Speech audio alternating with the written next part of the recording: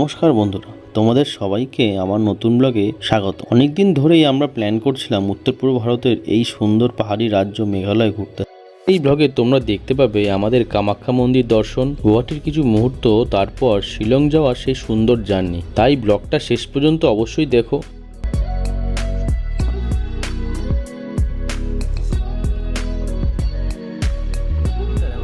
আমরা নিয়েছি সেই রুমগুলো এত ভালো লেগেছে আমাদের। হর মহাদেব। হর মহাদেব। তুই কোথায় যাচ্ছিস? বলে ইটস টাইম। আমরা পৌঁছে গেছি মালদা টাউন।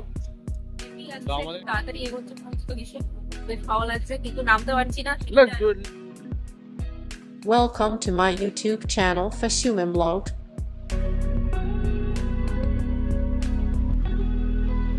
আজকে আমাদের যাত্রা শুরু করছি হাওড়া জংশন রেলওয়ে স্টেশন থেকে।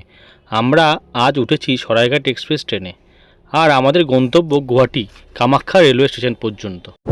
আমরা দুজন দাঁড়িয়ে আছি।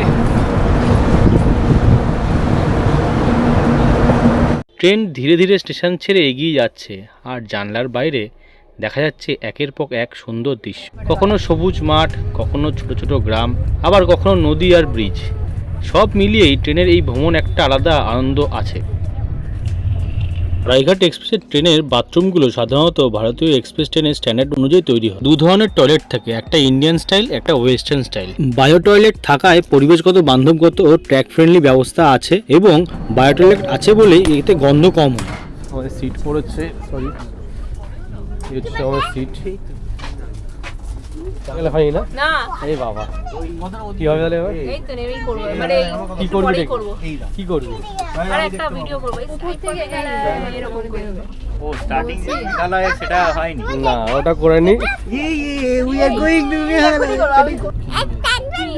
It's time for Meghalaya. তো আমাদের প্যান্টিকারের দাদাকে আমরা ডেকে নিয়ে আসলাম। তো প্রীতম কি খাবে দাবে তার জন্য। ওরে বাবা, তুমি কি খাচ্ছ? তো আমাদের প্রথম স্টপেজ ছিল বর্ধমান জংশন। 5 মিনিটের একটা হল্ট আছে। জার্নি একটা আলাদা মজা আছে। জানলার বাইরে ছুটে চলা প্রকৃতি, স্টেশনের কোলাহল, আর নতুন নতুন মানুষের সঙ্গে পরিচয়। তাই ভ্রমণ মানেই এক অন্যরকম অভিজ্ঞতা। রামপুরহাট ক্রস করে আমরা চলে আসলাম নিউ ফারাক্কা জংশনে। বন্ধুরা, এখন অনেক রাত হয়েছে, তাই আমরা ট্রেনে একটু বিশ্রাম নেব। সামনে আমাদের অনেক লম্বা জার্নি আছে। কাল সকালে যখন ঘুম থেকে উঠব, তখন আমরা পৌঁছাবো কামাখ্যা রেলওয়ে স্টেশনে। তাই আজকের মতো গুড নাইট।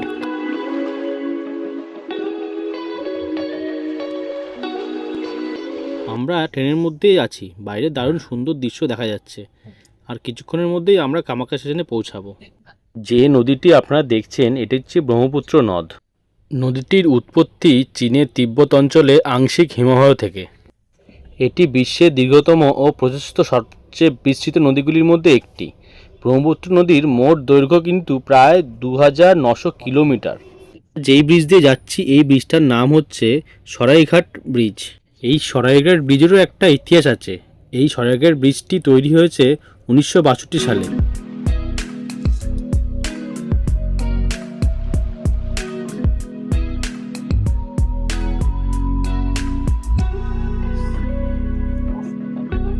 Good morning. তো আমরা এখন মোটামুটি গুয়াহাটি থেকে 2 ঘন্টা পিছিয়ে রয়েছি। এখন বাজে ঘড়িতে 6:30। বাইরে দেখতে পাচ্ছ কুয়াশা রয়েছে প্রচুর। আর আমরা নেমে পড়েছি কামাখ্যা স্টেশনে। কামাখ্যা স্টেশন তো প্রচুর চেঞ্জ হয়ে গেছে। আমি অনেক আগে এসেছিলাম কামাখ্যা স্টেশনে। 4 নম্বর প্ল্যাটফর্ম দিয়ে বেরিয়ে এখান দিয়ে একটা রাস্তা আসে অটো স্ট্যান্ডের কাছে। এখান থেকে আপনারা অটো ধরতে পারেন। আপনারা চাইলে এখানে আপনারা উবের, র্যাপিডো সবই এখানে চলে। আপনারা চাইলে ওগুলো বুক করতে পারেন অনলাইনে। আর এখানে যে ট্যাক্সিগুলো রয়েছে, এই ট্যাক্সিগুলো কিন্তু যখন আপনারা বুকিং করবেন, তখন বার্গেনিং করেই বুকিং করবেন, নাহলে কিন্তু আপনার থেকে বেশি টাকা চাইবে ওরা। যেহেতু লোকজন বেশি, আমরা উবের বুক করে নিয়েছিলাম। আর এখান থেকে উবেরে মোটামুটি 300 টাকা পার গাড়িতে লাগে। অসাধারণ একটা সুন্দর রাস্তা। রাস্তাটা আমার দেখে একদম নেপালের কথা মনে পড়ছে। নেপালেও একটা রাস্তা আছে, এই সেম এরকম ভিউ। কামাখ্যা মন্দির ভারতের অন্যতম শক্তিপীঠের মধ্যে একটি পীঠ। এটি গুয়াহাটি শহরের নীলাচল পাহাড়ে অবস্থিত। এর দর্শনের টাইম সকাল 5:30 থেকে দুপুর 1টা পর্যন্ত, আবার দুপুর 2:30 থেকে বিকেল 5:30 পর্যন্ত। গুরুত্বপূর্ণ নিয়মগুলি হলো লাইনে দাঁড়িয়ে ধৈর্য ধরে দর্শন করতে হয়। মাসিক চলাকালীন মহিলারা সাধারণত মন্দিরে প্রবেশ করতে পারে না। গর্ভ গিয়ে বেশিক্ষণ থাকা যায় না। যদি ভোগ খেতে চান তো এখানে রয়েছে অন্ন সেবা ক্ষেত্র। এখান থেকে ভোগ সংগ্রহ করার জায়গা, এখান থেকে কুপন সংগ্রহ করে ভোগ খেতে হয়। এই সিঁড়ি দিয়ে উঠতে হবে উপরে।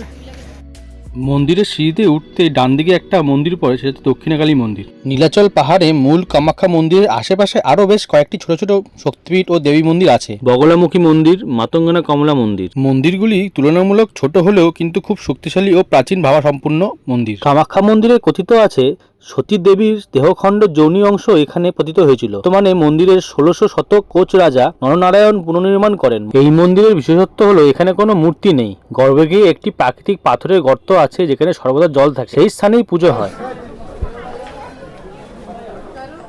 তাবা মন্দির, তো এটা কামাখ্যা মন্দিরের ঠিক 100 মিটার আগে ডান হাতে পড়ে মন্দিরটা।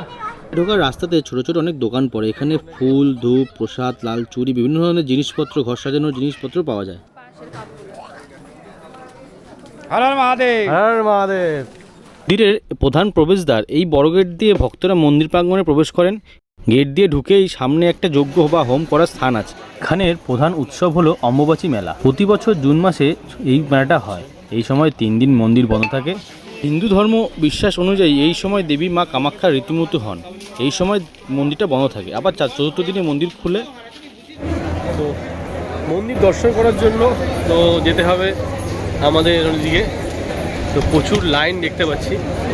আর যারা ভিআইপি জোরে কোনো তাদের জন্য 500 টাকা থেকে 1000 টাকা লাগতে পারে। আর এখানে মন্দিরে প্রচুর লোকজন আসে।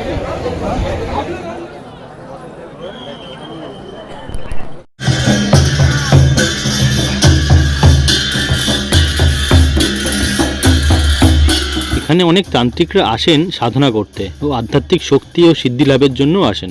মন্দিরের ভেতর থেকে সিঁড়ি দিয়ে নিচে নেমে গর্ভগৃহে যেতে হয়। ভেতরে একটু অন্ধকার ও গুহার মতো পরিবেশ। মন্দিরের ভেতরের গর্ভে গিয়ে ক্যামেরা একদমই অ্যালাউ নয়। মোবাইল দিয়ে বা ফটো তোলা বা ভিডিও তোলাও নিষিদ্ধ। কামাখ্যা মন্দির শুধু একটি মন্দির নয়, এটি তন্ত্র সাধনার জন্য খুব বিখ্যাত। তাই এখানে অনেক তান্ত্রিক ও সাধু মন্দিরের আশেপাশে বসে থাকেন। বিশ্বাস করা হয় দেবী কামাখ্যা হলেন শক্তির দেবী ও তন্ত্র সাধনার জন্য এই স্থানটি খুব শক্তিশালী ও পবিত্র।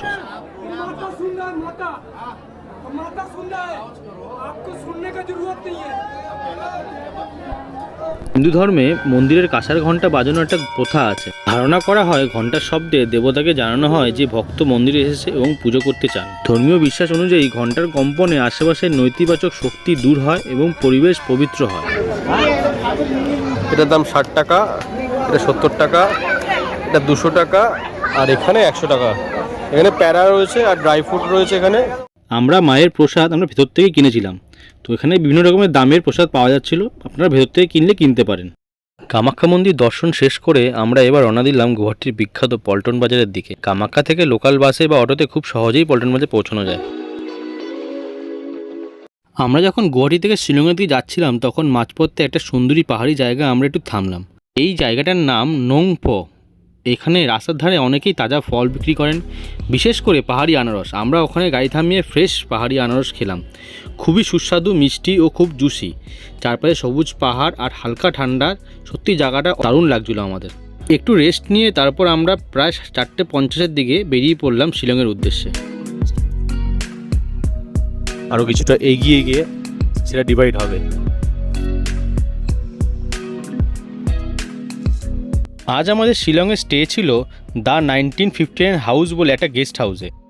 সেখান থেকে ওয়ার্ড লেকসটা মাত্র 2 কিলোমিটার, আর হচ্ছে পুলিশ বাজার খুব কাছে, 1 কিলোমিটার থেকে 1.5 কিলোমিটারের মধ্যে। ওই যে রুমগুলো আমরা নিয়েছি সেই রুমগুলো এত ভালো লেগেছে আমাদের। বিশাল বড় একটা কিং সাইজ বেড রয়েছে, এদিকে ছোট টেবিলগুলো রয়েছে, এখানে ওয়ার্ড্রপ রয়েছে। এখানে চা, টি বা কফি যে যাই খেতে চাইবেন সব কিছু দেওয়া রয়েছে। ইলেকট্রিক কেটলিও রয়েছে। 1959 হাউসের প্রধান আকর্ষণ হলো এখানে ভিন্টেজ পরিবেশ, ভালো কন্টিনেন্টাল খাবার পাওয়া যায়, লাইভ মিউজিক ও কফি কালচারও এখানে রয়েছে। এখানে একটা স্পেশালিটি হচ্ছে এখানে বাগান আছে ও কমন কিচেনও রয়েছে। আপনারা চাইলে এখানে রান্নাবান্না করতে পারবেন। এটা হচ্ছে কমন কিচেন। Common kitchen. এখানে আপনারা মাইক্রোওয়েভ টাইক্রোওয়েভ সবই আছে, এখানে অ্যাকোয়াগার্ড আছে, খুব সুন্দর। আপনারা এখানে নিজেরা রান্না করেও খেতে পারবেন। শিলং শহরে অনেক ভালো ভালো রেস্টুরেন্ট আছে। আপনি নর্থ ইন্ডিয়ান, চাইনিজ আরও দামি দামি ভালো ভালো খাবার এখানে পাবেন। এমনকি এখানে স্ট্রিট ফুডগুলো খুবই অসাধারণ খেতে। চাইলে কোনো হোটেল থেকে রুম সার্ভিসে খাবারও আনতে পারেন।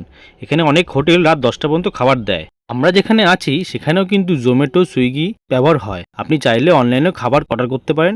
আপনার 30 থেকে 40 মিনিটের মধ্যে খাবার হোটেলে পৌঁছে যাবে। একটা ছোট টিপস দিয়ে রাখি, শিলংয়ে কিন্তু খুব তাড়াতাড়ি দোকান বন্ধ হয়ে যায়। মোটামুটি আপনারা চেষ্টা করবেন যে রাত 8টা থেকে 9টার মধ্যে আপনারা কেনাকাটা করতে, আর রাতের খাবার কিন্তু 10টা থেকে 10:30টার মধ্যে নিয়ে নেওয়ার চেষ্টা করবেন, নাহলে কিন্তু সব দোকান বন্ধ হয়ে যাবে। আজ রাতের ডিনারটা আমরা বাইরে থেকেই নেব, যেহেতু আমরা হোটেলে আমরা থেকে কিছু জানানো হয়নি।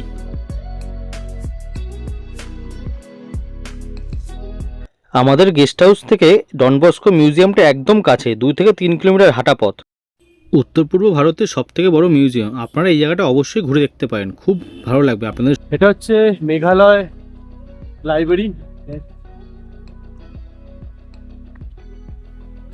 আমি একটা কথা বলবো যে যারা যারা পুলিশ বাজারে থাকতে চাও, পুলিশ বাজারে কম বেশি ভালো ভালো হোটেল আছে, দামিও আছে, কম দামিও আছে, সব রকম হোটেল আছে। কিন্তু বলবো যে একটু যদি হাফ কিলোমিটার বা 1 কিলোমিটার ভেতরের দিকে যাওয়া যায়, আরও ভালো ভালো রুম নেওয়া কম বাজেটের মধ্যে রুম পেয়ে যাবে।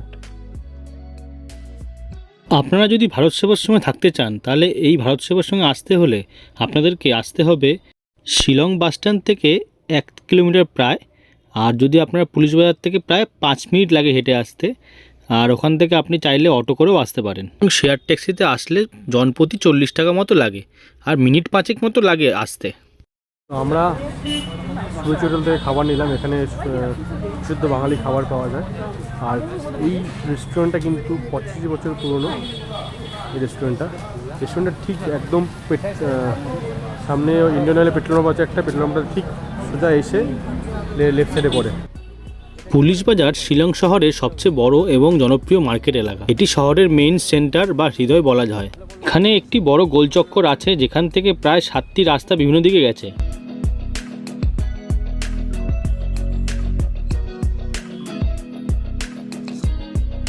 তো বন্ধুরা, আজকের দিনে যাত্রা শুরু করেছিল পবিত্র কামাখ্যা টেম্পল দর্শন দিয়ে। সেখান থেকে গুয়াহাটির ব্যস্ত এলাকা পল্টন বাজার হয়ে আমরা সুন্দরী পাহাড়ি রাস্তা ধরে এসে পৌঁছে গেছিলাম মেঘালয়ের মনোমুগ্ধকর শিলং শহরে। শেষ করছি আজকের ব্লগ, কিন্তু আমাদের মেঘালয় জার্নি এখনও অনেক বাকি আছে। সামনে আছে আরও দারুণ দারুণ কিছু জায়গা আর নতুন নতুন কিছু অ্যাডভেঞ্চার ও অভিজ্ঞতা।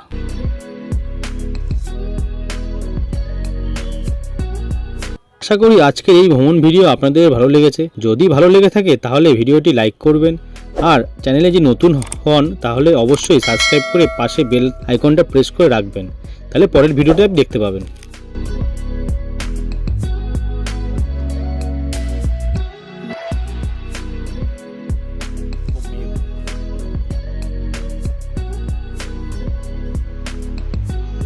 আজকের ভ্রমণ এখানেই শেষ করছি, কিন্তু পরের ব্লগে আমরা যাচ্ছি এমন একটা জায়গায় যেখানে পানির রং কাচের মতো পরিষ্কার।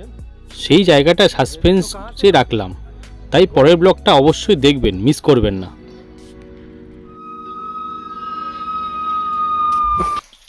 দারুণ লাগছে ভাই।